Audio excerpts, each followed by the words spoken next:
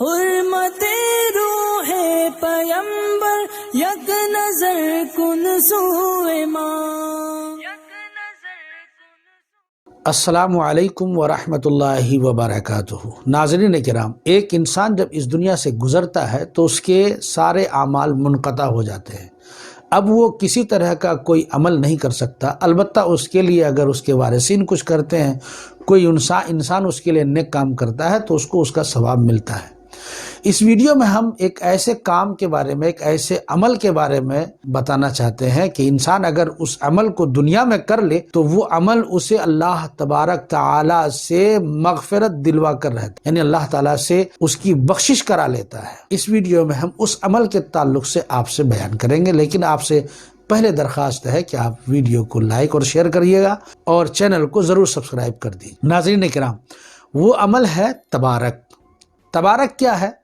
تبارک یہ حقیقت میں ایصال ثواب کی ایک صورت ہے، اور تبارک میں سورہ تبارک پڑھی جاتی ہے، جو قرآن مجید کے 29ویں پارے کی جو پہلی صورت ہے، تبارک الذی بیدہ الملک وہو علی کل شیء قدیر. یہ جو صورت ہے، اس پوری صورت کو پڑھنا، اسے تبارک پڑھنا کہتے ہیں. تبارک کی حد کیا ہے؟ تبارک کتنی بار پڑھنی ہے، کب پڑھنی ہے؟ تو ناظرین کرام، تبارک کی کوئی حد نہیں ہے. کتنی بار پڑھنی ہے اس کی بھی کوئی حد نہیں ہے. کب پڑھنی ہے یہ بھی کوئی فکس نہیں ہے. آپ کو جب جتنا جس وقت میسر ہو آپ تبارک ضرور پڑھیں.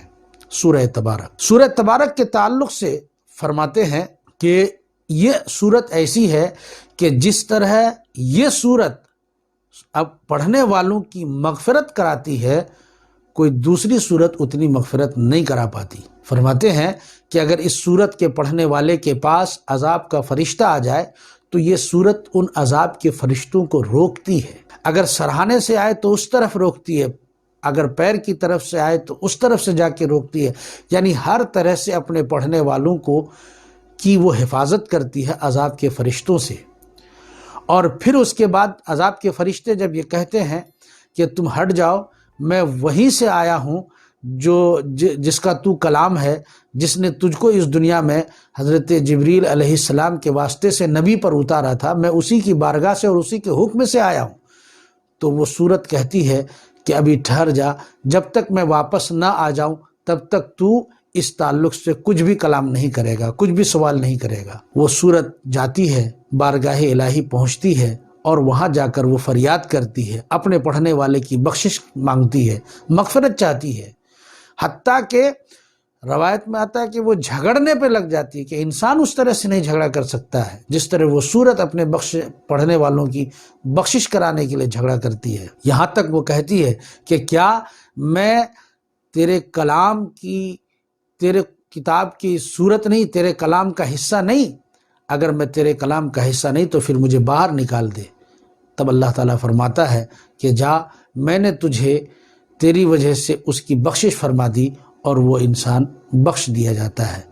وہ صورت جنت جاتی ہے، وہاں سے جوڑے لاتی ہے، بسترا تکیہ وغیرہ اٹھاتی ہے، لاتی ہے، اور پھر اپنے اس پڑھنے والے کے لیے قبر میں بچھا دیتی ہے. اور پھر وہ کہتی ہے کہ میرے اس غیر حاضری میں تجھے کوئی دقت تو نہیں ہوئی. وہ فرشتے یہ دیکھ کر واپس چلے جاتے ہیں اور اللہ تبارک تعالیٰ اس کی مغفرت فرما دیتا. تو ناظرین کرام، یہ ایک ایسا عمل ہے جو انسان کو کرنا چاہیے. اب سوال یہ ہے کہ تبارک ہم کس میں پڑھیں؟ تو پہلے زمانے میں تبارک لوگ کھانے میں پڑھا کرتے تھے، اس لیے کہ اس وقت کھانے کی زیادہ لوگوں کو ضرورت ہوتی تھی. مطلب یہ ہے کہ جیسی کنڈیشن ہو، جیسی حالت ہو، اسی طریقے سے کرنا چاہیے. اگر کھانے کی ضرورت زیادہ لوگوں کو ہے تو کھانے پہ پڑھ کے اسے لوگوں کو دے دیا جائے. اگر کپڑے کی ضرورت زیادہ لوگوں کو ہے تو کپڑے پر پڑھ کے اسے دے دیا جائے. یعنی انسان کی جو ضرورت ہے اسی اعتبار سے اس میں پڑھے اور پھر اس کو تقسیم کر دے. اس میں امیر، غریب، فقیر، غربا، مسکین سب برابر ہیں. کوئی بھی اسے لے سکتا ہے، کوئی بھی اسے پڑھ سکتا ہے. اس لیے یہ لازم کر دینا کہ نہیں روٹی پر ہی ہے، کھانے پر ہی ہے، فلاں چیز پر ہی ہے، ایسا کوئی ضروری نہیں ہے. ہاں، میسر جو ہو اور جو لوگوں کی ضرورت ہو اس اعتبار سے اسے پڑھنا چاہیے اور پھر اسے تقسیم کر دینا چاہیے. زندگی میں ایک بار یا سال میں ایک بار یا مہینے میں ایک بار یا ہفتے میں ایک بار یا ہر دن ایک بار ضرور سورہ تبارک پڑھیں. کوئی چیز نہ ہو تب بھی یوں پڑھیں، انشاءاللہ العزیز اس کی برکت سے اللہ تبارک تعالیٰ آپ کی ضرور مغفرت فرمائے گا. السلام علیکم ورحمۃ اللہ وبرکاتہ.